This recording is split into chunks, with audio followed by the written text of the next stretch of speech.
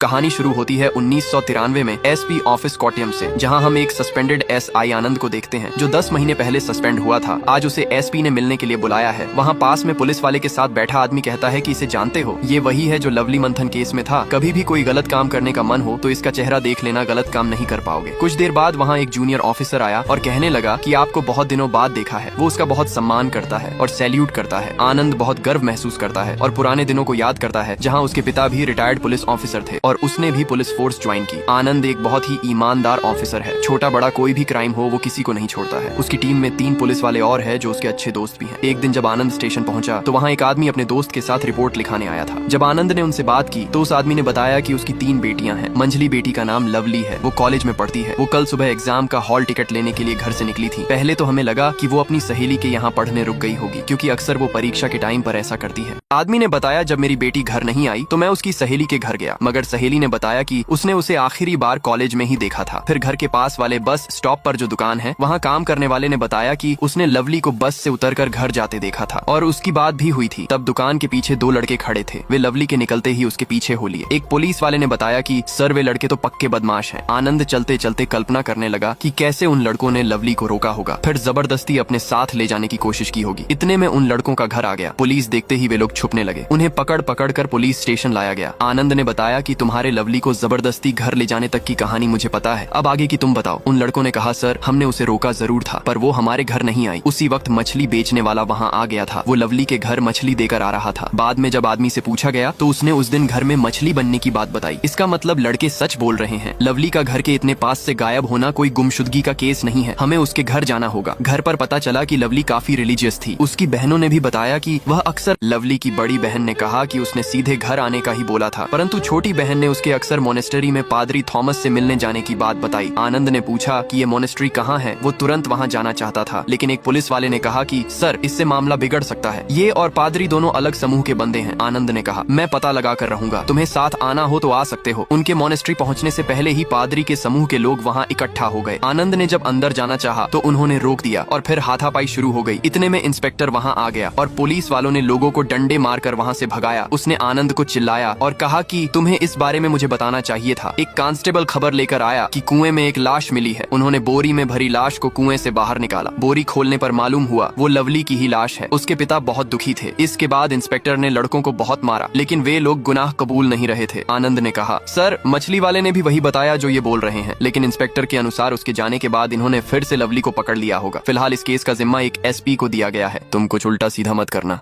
Case में ना होने के बाद भी आनंद ने अपनी इन्वेस्टिगेशन जारी रखी। उसने क्राइम सीन का अच्छे से मुआयना